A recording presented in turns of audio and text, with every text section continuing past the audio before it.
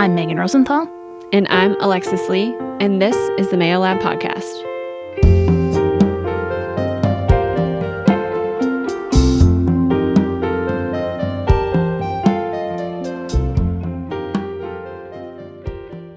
Hello, everyone, and welcome back to the Mayo Lab podcast. My name is Alexis Lee, and always joined by Megan Rosenthal. And we have a very special guest, a very special topic for you all today. Recovery, being in recovery, what that is, what that looks like. It touches, I think, a lot of our listeners. It touches myself. It touches my family. And it touches a lot of people that are in this work with us. And so we're very excited. And we would like to welcome Henry, or Hank, we will call him Holmes, to the podcast. Welcome. Thank you for having me.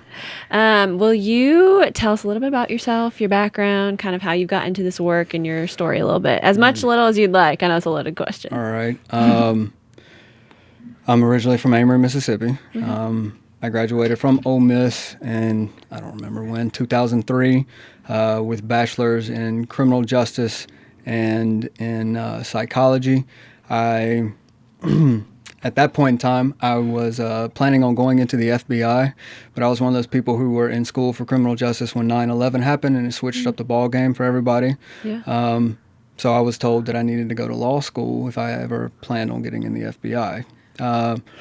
Went to law school, hated it, went 1 year, and absolutely hated it. So I started looking for a job, and saw a classified ad that said role models wanted, and I thought that sounded interesting. And so I ended up spending the next 8 years of my life working at a long-term outdoor residential treatment facility for troubled teens in Paint Rock, Alabama. And then that whole industry kind of went belly up about 2008, 2009 when the housing market crashed. So I went and worked at an all-adolescent female lockdown facility for a couple of years. And then I got word that the Oxford Treatment Center was looking for someone to build and construct a ropes course to do experiential therapy. I have a background in that. So I told them, sure, I was interested in coming and building a ropes course. So for the past 10 plus years, I've been out at the Oxford Treatment Center in Etta as an experiential counselor. Built a ropes course, run the ropes course out there. I also do some lectures out there. We have a facility garden. I will admit that this past summer it's not done it didn't get as much attention as it needed to get.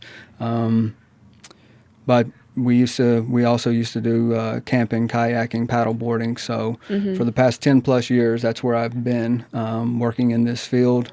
And I am currently in school, master's program for clinical mental health counseling in pursuit of getting an LPC so that I can eventually make the transition from being outdoors to being indoors.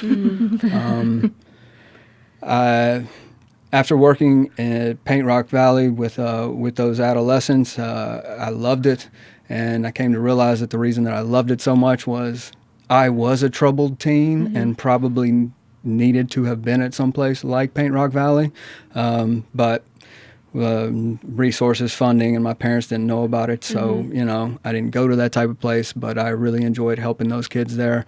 And then being in addiction is something that I totally grasp. I totally get it. And so, I enjoy helping people that are struggling with substance use disorder.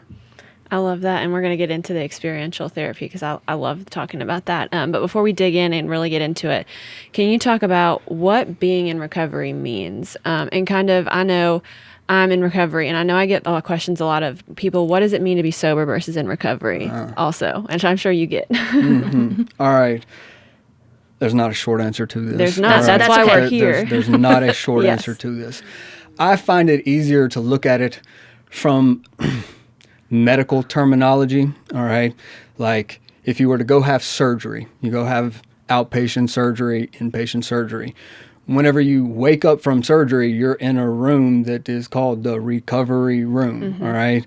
And that's the immediate type of recovery, like you're waking up from surgery, they're making sure that like nothing's going wrong, that everything's okay. But the actual recovery or the actual healing process actually happens once you leave the hospital, those days, those weeks, after you actually leave the hospital. So I think about it in that perspective, and I look at going into treatment as being like outpatient surgery, all right, or being like some shape, form, or fashion of surgery. And I've actually said this to patients before, that like it should be uncomfortable here. You are metaphorically doing surgery to fix your emotions, your mental state, to learn a different way of living, and that should be as uncomfortable as being, like I said, having outpatient surgery. And so I think that since we are a licensed healthcare facility, I think that the initial recovery begins to happen in the treatment facility, but that actual recovery takes place outside of the treatment facility. I look at recovery as being an active process, all right?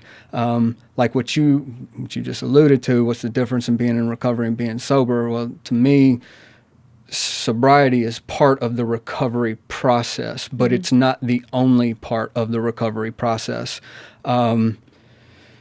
I think of recovery as being an active process, which means getting involved with some shape, form, or fashion of a program.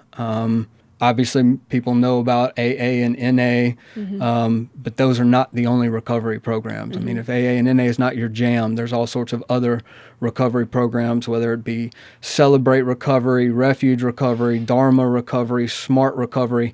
I think that it's that you have to work some shape, form, or fashion of a program to actually be in recovery. But then it's also more than just that. The program, a lot of times people get this confused. The program is not the meetings. The meetings are the meetings, all right? The program is actually working the steps, getting a sponsor. And I think that all of that is needed for recovery as well. But then it goes deeper than that. And that's where I think that like advocacy comes into play, getting involved, networking socially, service work, altruism comes into play with recovery. As far as like your question about the difference in just recovery and just being sober, I mean, that's what old timers would refer to as being a dry drunk or a dry addict. Yeah. That if the only thing that made this person happy was the substance, they removed the substance, and so now what have they got? I mean, if they're miserable using, and they're miserable because they use, and you just remove the substance, well, they're still miserable, all right? And that's where it comes in of like having to change attitudes, having to change behaviors, having to change thoughts. If none of that stuff changes, and all that you've really done is remove the substance, then what have you actually done? Right. It's an actual active process, in my opinion. Recovery is an actual active process. Yeah, I love that. And I think, too, there's this misconception of you have to go to treatment to be in recovery. And I know I never went to treatment, but I do work the program and I do the things. And so if that's not accessible to you, or that's not, there's all these whole, you're talking about resources, money, finance and stuff. So there is this way to do it, but there are people, it is the program, it is the community to actively do it. And I think that going to treatment makes it easier. Oh, yeah. Would for sure make it a whole lot easier. But like you said, there are people who don't have to go to treatment. I just think that anybody who has the ability to go to treatment, if nothing else, if we're just going to spend this 30-day process of drying out, and you have the resources and have the ability to go to treatment, then for sure you should go to treatment. But again, I mean, people have been doing this for years without having to go to treatment. But I just look at it as if you do have the ability to soften that blow, especially if we're talking about the whole detoxification process. That's going to be a whole lot easier if you're in a licensed medical facility. Can you talk about that process a little bit for those that don't know? The detoxification process, depending upon what you're coming off of, it can be extremely difficult. I mean, the only two chemicals that you're going to detoxify from, that you run the risk of dying off of, is people that are coming off of benzos, or people that are coming off of alcohol. And a lot of times people are shocked by that one, but it is. You go into what's called delirium tremens, which I've never experienced personally, but I have witnessed it, to where like you're hallucinating, the shakes, blood pressure all over the place, heart rate all over the place, and it's scary. And what I've seen in my experience, what works is we use like an Ativan taper to like slowly step this person down, but to where they are being medically monitored, to where they're not just at home, like, again, white knuckling it, trying to get through all of that. And the detoxification process can last anywhere from 5 to 7 days. Now, as I said, the only two things that that you're going to literally coming off of is alcohol and benzos. But probably from what I've witnessed in my experience, the hardest thing to come off of is probably the opiates. Just because there is what's known as post-acute withdrawals. And what that is that once you've gone through that detox, that initial detox period of 5, 7, 10 days, that all of a sudden you start to feel better.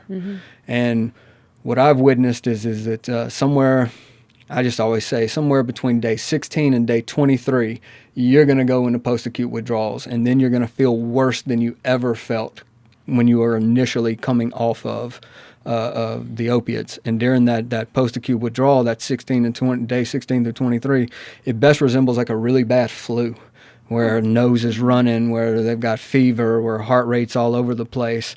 But coming off of that, if you can make it through that day 16 through 23, you're in the clear. But again, that's just coming off of basic opiates. We're coming off of something like methadone is going to be a lot longer of a process, just because it stores differently than where the rest of the opiates store. So that post-acute withdrawal for somebody coming off methadone may not happen until like month 6 or 9. You know? Wow. Yeah. Fascinating. Yeah. I love the analogy that you made between like recovery being kind of like getting surgery, right? And that it's meant to be uncomfortable. And you've talked a little bit now about kind of what the detoxification process looks like. And you've mentioned also that recovery is an active process. So in recovery, in treatment, if you're there, you're getting detoxified, you are working through that process. But what other skills are folks leaving with, right? Because it's not just about getting the stuff out of you. It's also about what are the things you're going to do to fill in, like you said, the stuff that was missing that made you want to use the substances to begin with. Right.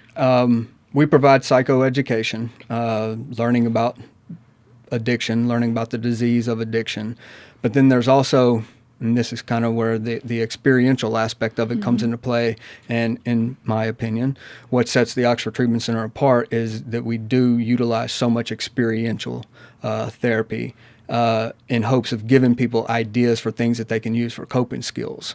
If nothing else, use them for coping skills. It's the reason that we have meditation, mindfulness. It's the reason that we do music therapy. It's the reason that we do yoga. It's the reason that we do art, is to start getting people thinking about things that they can use as coping skills.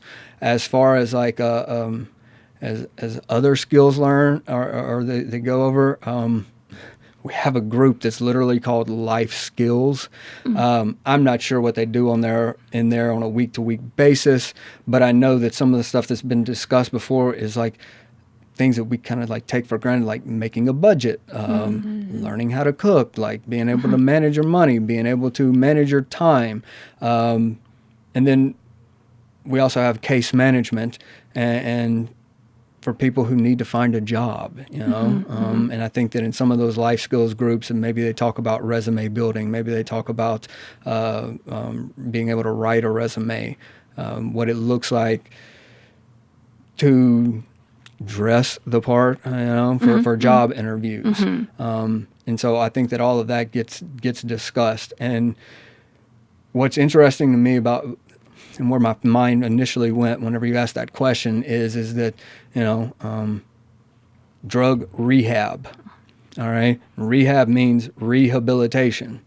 What we found or what I've witnessed is that a lot of times they need to be habilitated because they, you know, in order to rehabilitate, it's first saying that you've been habilitated, but a lot of times what you find is that people have grown up in this culture, the drug culture, families, you know, generational, it's been passed down, and so they've never been habilitated. So then how do you go about trying to habilitate somebody and monitor their detoxification and making sure that they're, I mean, it's an ongoing, it's a big process and with a lot of different moving parts. But I think that at the baseline level, what we try to do is provide them with that psychoeducation, give them support, let them know that this is possible. This is not, this is not going to be something that like you can't do, all right? I mean, addicts are some of the most strong-willed people on the face of this earth. And being able to wake up every morning without 2 pennies to rub together and manage to get high all day long, that requires willpower. And so I think that a lot of it is that they just need to believe that it is possible to live a life in recovery, and hopefully we provide them, hopefully they pick up some necessary tools while they are there.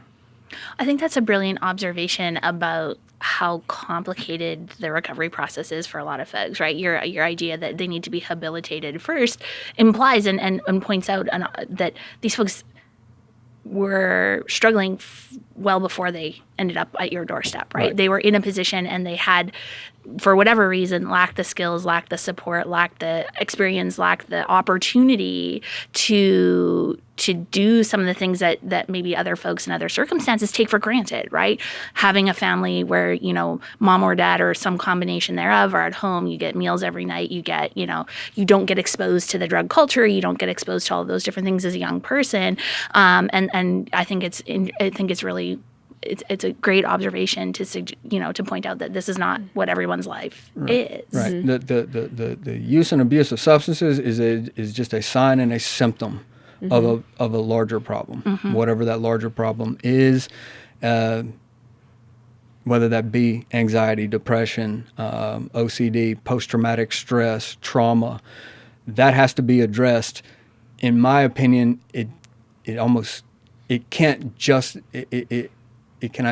we cannot do it justice trying to address it in a 30-day residential treatment. We can start to open up that stuff, but it's not going to get delved into.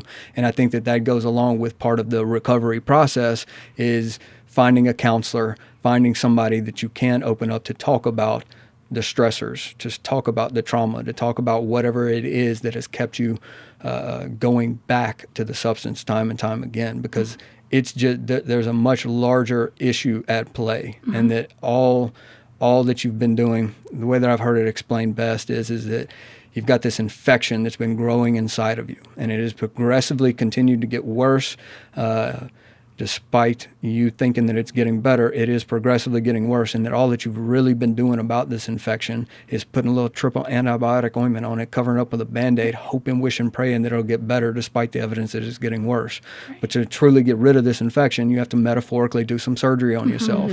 Cut yourself open, stick your hands inside the wound, grab hold of the infection, get rid of it, and then sew yourself back up so that you can heal. But until you do that, you are going to stay stuck in that insanity of doing the same thing over and over and over again, hoping, wishing, praying that the results will be different. Right. Well, and I think that leads so nicely into what the theme for this season has been, is this idea of stigma related to substance use and a lot of other topics. And so I'd be curious to know what your observation is around the impact of stigmatization for folks who are using substances who end up in your treatment facility and in any of the other work that you've been involved in. I wish I had some mind-blowing great answer, but I've got the same answer that most people are going to tell you, is that it's 2023 and we still don't view this as, or there's a large part of society that does not view this as a disease. This is a disease. We have the science to back it up. They knew this back in the 30s when they wrote the big book. They didn't have all the science back then. But now we know the science that this is a treatable chronic medical disease that involves complex interactions amongst brain circuits, the genetics, the environment, and an individual's life experiences. And I think for us to not look at this, for people to think that this is a choice is absolutely mind-boggling to me, all right?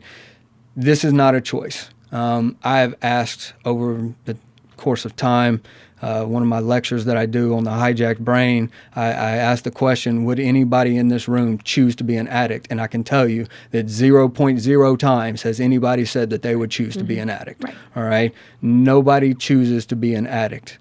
That's where it definitely does. It definitely starts with a choice, but that's not where the disease comes in. Right. The disease comes in on the back end of once you made that choice to pick up, you now no longer have that choice to put down. That's the one is too many, 1,000 is never enough thing. All right, is that once a person makes the decision to start using, they're going to keep using till one of a couple of things happens, till they run out, they pass out, or they die from it. They just can't pick up and put down at will.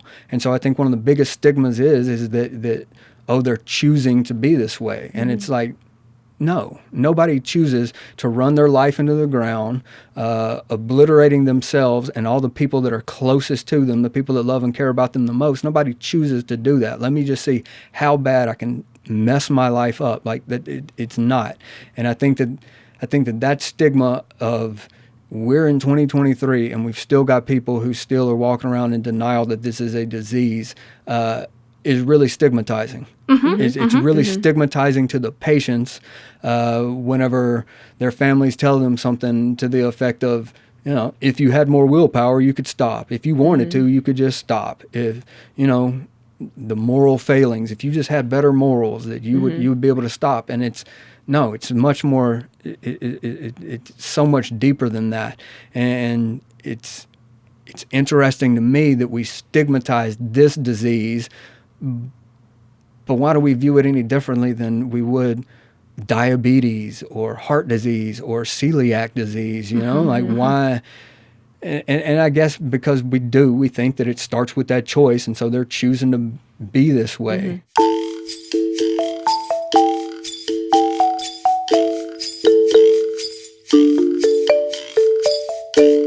You are listening to the Mayo Lab podcast.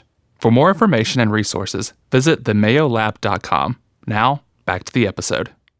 Can we? Because I think you bring up something really important, right? Because you made the distinction between, like, at first it is a choice to pick that thing up to begin with, but then there's something that goes on in their brain to make that no longer a choice. But I think it's the words there that folks get hung up on, right? Like, so it is a choice, right? It definitely starts with a choice. But it's not a choice, maybe. And could you not a choice in the way that we think about it, right? Like, I choose to pick up the cupcake, I choose to do whatever.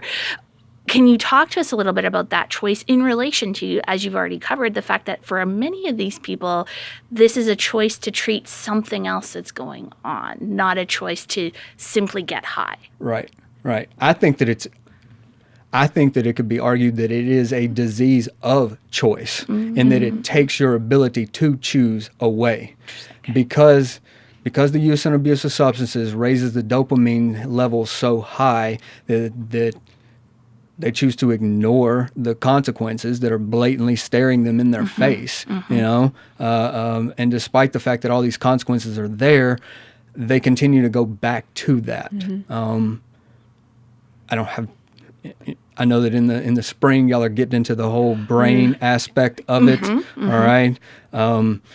There's so much at play that's going on but it's not just the brain. It's that whole, what you're talking about, the whole environment, life experiences, all of that stuff comes into play. And whenever someone is needing to cope, one of the easiest coping skills is, hey, let's go get high. Because if I go get high, if I go get drunk, then I don't have to think about all that other bullshit, all the stuff that's making me feel so bad whenever I'm high. And today it worked that I went down this path, I got high, so I didn't think about all that. So the next time that this comes up, the next time these feelings come up, the next time these memories come up, the next time this loneliness comes up, in order to avoid that, I'm going to go walk down this path again and again and again. And what you do over time is that you reinforce that path to be there. If you were to if you were to be at an open field first thing in the morning when it's covered in dew or covered in frost, all right, and you're on this side of the field and you're feeling bad, but you know that if you go use and you walk this path through the field, you get to this other side and you feel better. And when you turn back around, what do you see? You see your footprints. And so tomorrow, the next day, you're on this side of the field feeling bad, but you can see your footprints that felt good. Now, I do have to go use to walk down that path, but you keep walking down that path and keep walking down that path. And over the course of, 5 to 7 days, that grass starts getting folded over. Somewhere around 7 to 10 days, that grass starts dying out. Somewhere around 14, 17 days, there's not even grass there anymore. There's just a dirt path. Right.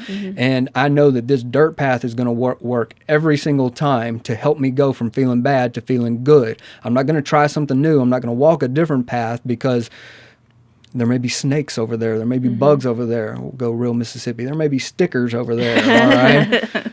But I know that this path works, and it helps me to avoid whatever I'm trying to avoid, whatever negative feelings, whatever negative emotions, whatever it is that I'm trying to not think about, stress, trauma, whatever that is. It just kind of puts it at bay. And so what you've done over time is that you've just reinforced it to where now you cross such a threshold, you cross such a barrier that now I'm not even having to think about it. It becomes instinctual. My natural reaction, it becomes part of my survival mechanism, is that anytime that I'm feeling anything that I don't want to feel, don't want to think, all I need to do is go get high, and that's going to take it away. It's a temporary solution, but it solves the problem there in the moment, to where then, like I said, it just becomes instinctual, to where this is what I do, this is what I do.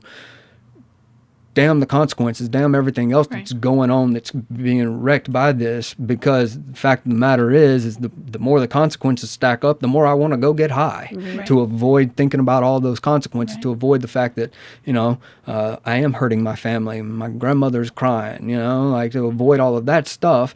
I just keep going and getting high. The consequences keep piling up, and then eventually, hopefully, you get to a point to where you are able to recognize, hey, these consequences, these are now outweighing the benefits. And so I need to do something about this. Right. And I think you've talked great about all of this and the stigma that people take in with them to treatment and to rehab, that direct correlation. They do this work. It's great. They're not leaving the center and to start their recovery on this bed of flowers, sunshines. Maybe they are. But the stigma follows them. It's like they think, not that they think, I can't personally speak to it, but they don't leave, and it's like no one's ever going to judge them again. Right. It's a different stigma, but it covers. Can you continue? No, that is definitely one of the biggest stigmas that people in early recovery have, is that I've been branded with a scarlet letter. I've got this big A that stands for addiction, and now everybody can tell, everybody can see that I'm in recovery, that I used to, use whatever, all right, and so that now everybody can see this, and I think that a lot of times that keeps people at bay from going out and trying to get involved in the community. If they do go get involved with anything, maybe hopefully they go get involved with AA or NA, but that we think that that literally everybody can tell, that it's written on our forehead, hey, addict, like 2 weeks ago he was banging heroin or doing whatever, and it's rooted in guilt, it's rooted in shame, and it's one of those that it comes with experience of recognizing that, hey, these people don't know that. They don't know this about me, that life can go on, and that this is not following, that I literally don't have a scarlet letter printed on me.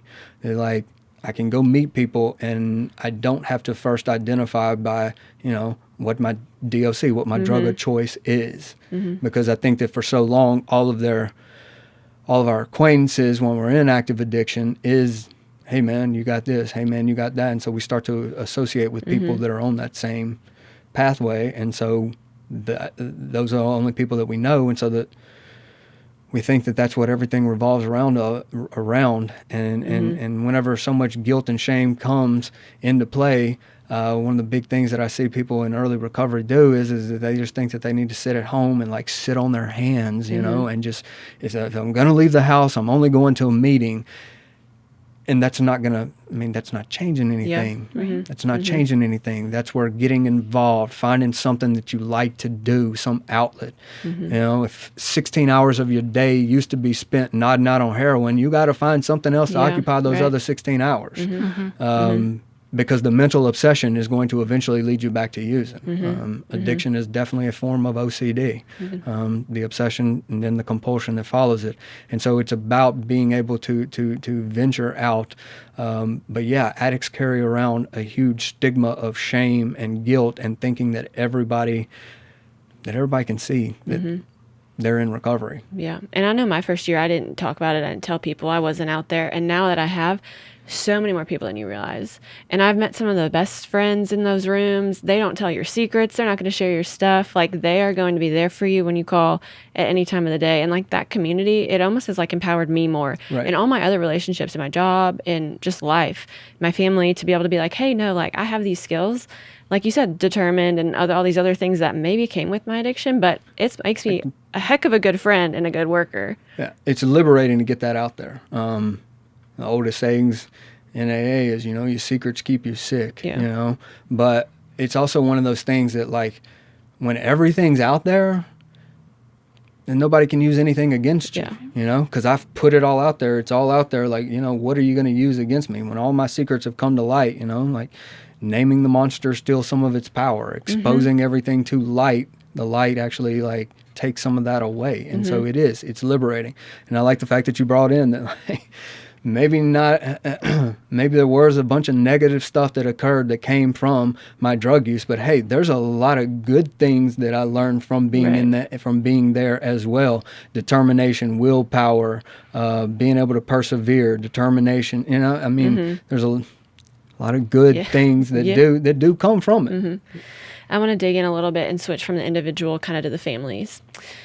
When you are working with patients, what is the biggest thing you see either from them or from their family members as far as stigma goes? There's a couple. Obviously, the family feels a great amount of guilt and shame a lot of the times. All right, a lot of times the families feel like that maybe they're the cause, and maybe something that they did caused this addiction.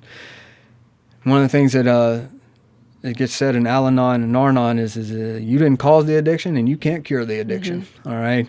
But I think that a lot of times that the families do want to blame themselves and play that game of what did I do wrong? What did I not show them enough love? Did I not go throw the ball with them? Did I not give them attention?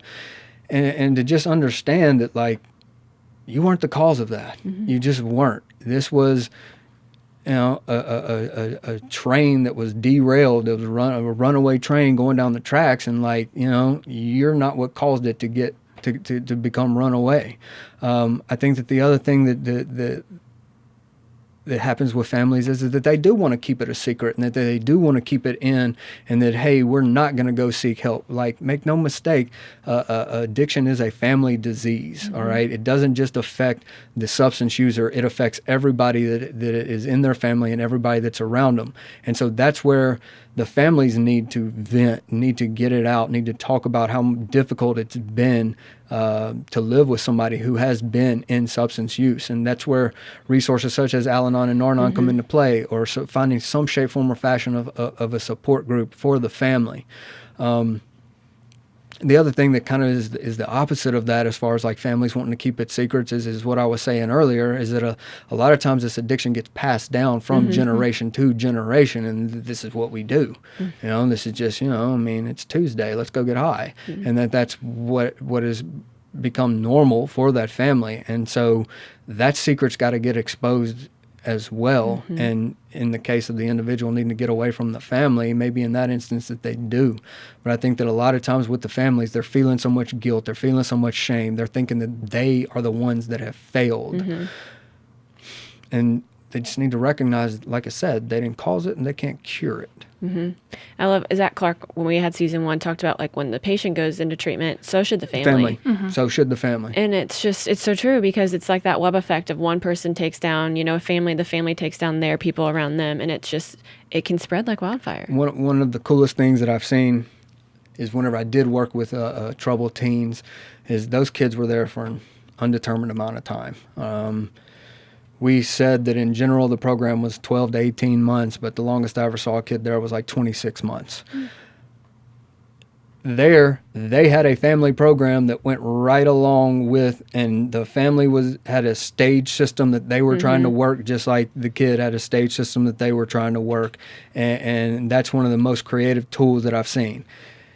Here, 30 days of treatment, we have a family program, and that's 1 weekend a month. Come get a little bit of addiction psychoeducation, But I think that like the family should definitely be, if nothing else, should be in family counseling to talk about this. But for sure, you just remove the addict from the family unit, and the family unit doesn't do anything to heal, and then you introduce it right back. I mean, that's again insanity. You know what's going to eventually transpire. So the web, you have the families that can probably pull down their people and the community at large. What's some of the stigma we see and we experience around that?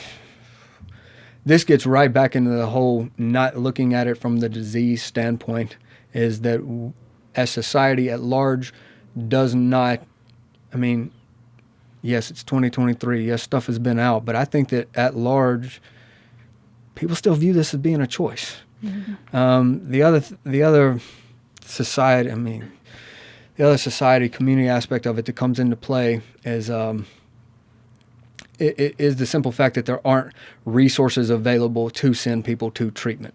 Yes, you have to have some shape, form, or fashion of insurance to go to a private facility. And that's just, we're doing an injustice there. And I'm not going to go off on a rant about insurance, but if somebody had cancer, is the insurance company going to deny them days for cancer treatment? No. If they have diabetes, is the insurance going to pay for them to have their insulin, pay for them to have their needles, pay for them to have the things? Yes. Somebody with celiac, are they going to pay for that? Yes, they are. We have to fight the insurance companies to keep people in treatment for 30 days. And again, I think that all goes right back to the fact that wink, wink, nod, nod, yeah, it's a disease. If you really thought that it was a disease, then we wouldn't be having a fight to get people 30 days of treatment. And so I just think that it goes back to that whole stigma of that this is a choice, that this is that they are choosing to be this way. This also gets into like I don't know, one of the greatest failings that I've seen in my lifetime was the 1980s just say no. All right? Just say no obviously did not work. But what went right along with the just say no was Bush Sr. with the whole, we're going to incarcerate everybody. That if you get caught with dope, you get caught with drugs, any shape, form, or fashion, we're just going to throw you in jail. And you throw them in jail, but you're not doing anything about it while they're in jail. You're not offering them treatment. You're not offering them rehabilitation in jail. We're just going to throw them into jail. And that has obviously not worked either. And so as far as the stigma that comes from the community, I think it's the way that we view them. We view substance users as being criminals, as being people who made this god-awful choice. So let's just isolate and keep them over there, keep those people over there, failing to recognize that like one of the easiest things to do would be to actually like help, to actually encourage treatment, to actually make treatment for everybody accessible. Pass some law with insurance to where the insurance company can find a loophole within 30 days of why they don't have to pay to send this person to substance abuse treatment. I think that's such a good observation. And one of the things that I've been thinking about as you all have been talking is this idea that like when we stigmatize the people who are in, substance use, active addiction, whatever the case may be, we're missing out on them as human beings, yes. Right? You have both talked about they're determined. They have amazing adaptive capacities. They are some of the kindest, most generous people I've ever met in the face of the planet. And despite what we like to think about, how we like to think about this as it relates to stigma, every one of us has at least one or two or three or a half a dozen in our circles, right? These are people who are our friends, our neighbors, our family members. So how do we keep those two things afloat, right? They're the bad people that have made these awful decisions, but then they're my sister, my mom, my dad, my aunt, my cousin, my best friend, my uncle, my neighbor, whatever the case may be. That cognitive dissonance that to keep those two things alive at the same time seems really weird to me. And what a great disservice. We're worried about finding people jobs. We're worried about advancing things. We're worried about, all of this kind of social economic things that are going on, and we're disregarding a significant portion of our population because we're not offering the kinds of services that you're talking about. We are making them feel shame and guilt and all of these things over something they can't control. Right. We don't blame people because they have cancer. We fix it. Right. We do our best to fix it, right? And I think flipping that script upside down like, what are we missing out on? What are we missing out on when we don't engage with these folks who have so much to offer the world? Once they've gone through something that has been, like you said, nobody makes a choice to wake up one morning and be like, you know what, I'm going to ruin my life today. Over the course of, whatever amount of time it takes, I'm going to just take the ship down. Nobody chooses that. But they've come back. And what resilience and what power is in that process to pick themselves back up, reorganize themselves, and enter the world. That's an amazing opportunity that we're lacking, that we're looking past when we don't think about these things. Yeah. Their ability to rebuild, redesign, and reclaim. But I would even go further than you said, like my mother and my sister. I'm sorry. Everybody's addicted to something. All right? Oh, yeah. Everybody's addicted to something. Yeah. It may not be something that's killing you in the process. Right. All right. But everybody's got their routines. Everybody's got their habits. Everybody wants their morning coffee or whatever it is. It just so happens that your addiction is not killing you where their addiction is. Right. And it's so much easier to see that because they have done this, it's a lot easier to view it, to see it, that, hey, they've lost this amount of weight, that, hey, they've been evicted from their house, they've lost custody of their kids, they've ruined these relationships, they've wrecked this many cars. It's a lot more like, I don't know, out there. It's a lot more like in your face.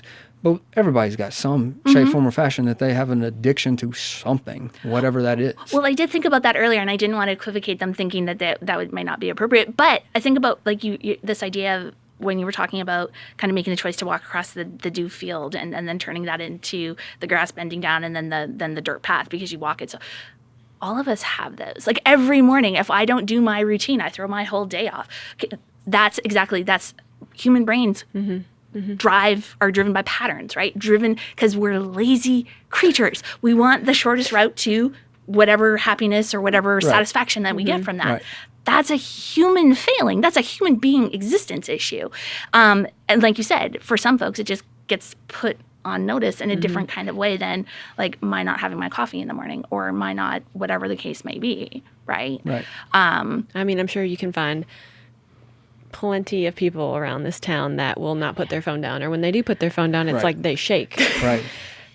Right. Don't even get me started. Right. No, totally true, though. Totally true. Yeah, I love this conversation. And to kind of wrap up and hone in on what we've talked about and kind of leave people with actions, because we've had this conversation, and I could have this conversation forever about recovery, and my friends all know it. And so how would you challenge people to start different conversations this week with themselves, their family, and their community?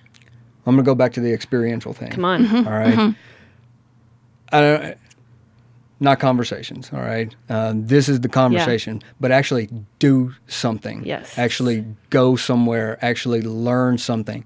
I would challenge everybody to go to a meeting. All right. They're real easy to find. Yes. NA.org, AA.org. You can look up and find the meetings that are in your area, and they will tell you if the meeting is open or closed. If it's open, that means that it's open to the public. Anybody can go.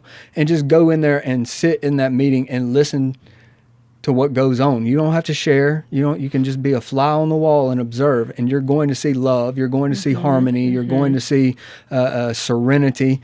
But just realize that they're not those people. There's this notion that addicts are this people that are off on Skid Row, but it's like you said, that, like, it's not. It's the people that we know, brothers, sisters.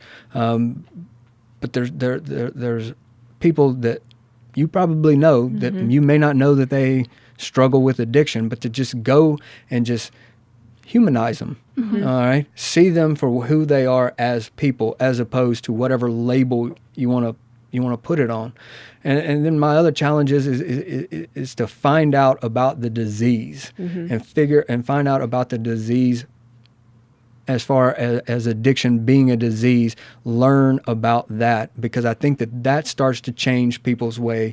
Is the more that we understand that this is a disease, it's not a choice, that starts to take that stigma away. But then it also educates to where, okay, maybe now I am going to view them the same way as I would view somebody with diabetes or somebody with cancer or somebody with heart disease. is to just look at them as people and to look at them as people who have struggles. They may be different struggles than what you're having, but they're just people who have struggles, and to learn about this disease of addiction. There's several good documentaries. I mean, the Anonymous people would be one I would throw out. Then there's a really good one that teaches straight up about the disease. It's called Pleasure Unwoven by Dr. Kevin McCauley is another, and he breaks it down and makes it kind of entertaining and fun and explains how this is a disease. If you're looking for another resource on how to figure out that this is a disease, a little shameless plug here. Yes, yes.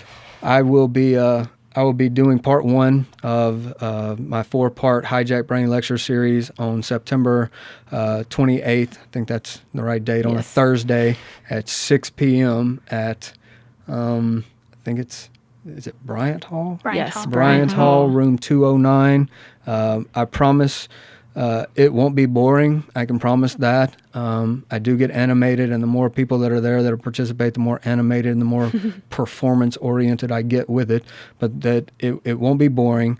It will be entertaining, and you may actually learn something. I break it down to where it's pretty simple. I'm not a scientist, I'm not a doctor, and I'm not trying to talk over anybody's head. I break it down and make it, yes, it's extremely complicated. No, it's extremely complex, but it doesn't have to be complicated. Yeah. And so if nothing else, please come to that, shameless plug. But that's my challenge, is to learn more about it, become involved. I know they have tents set up in the Grove that are like, that are sober tailgates. See that those people are having just as much fun as the people 2 tents down that are absolutely wasted. Yep. Get involved, learn something, figure out about this disease, and my challenge is to start to view these people as people who just suffer from a disease, because that's who they are. That's no question. Mine's more experiential. Let's go do something. Yes. I like it. No, and that's exactly what we're aiming for this season. Thank you so much for making the time to be here today. And just in relation to your talk, it's open to the public. So anybody who's not an Ole Miss student, you find a place to park. You can come to Bryant Hall and hear your first part of your talk. And I will say I witnessed or was at one of your talks last year. It's a great time. You learn a lot, and you have an amazing, you all had heard witness to this today, amazing way of explaining all of this at a terribly complex subject, but in a way that's understandable and approachable and really works towards humanizing the folks who are suffering with this disease. So thank you so much for making the time to be here today. It was a pleasure chatting with you. Thank you all for having me. Thank you.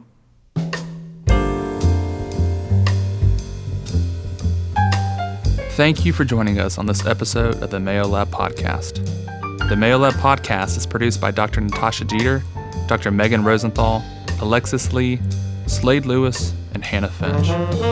This podcast was recorded at Broadcast Studio in Oxford, Mississippi. The show was mixed and mastered by Clay Jones, and our original music was composed by Slade Lewis. The Mayo Lab podcast is brought to you by the William Magee Institute for Student Wellbeing. For more information on the Mayo Lab podcast, head over to themayolab.com and follow us on social media at the Mayo Lab. If you enjoyed listening to the Mayo Lab podcast, we'd love for you to subscribe, rate, and give a review on iTunes, Spotify, or wherever you are listening to this podcast. This podcast represents the opinions of Dr. Megan Rosenthal, Alexis Lee, and their guests on the show. This podcast is not intended to be a substitute for the medical advice of a licensed counselor or physician. The listener should consult with their mental health professional in any matters relating to his or her health or the health of a child.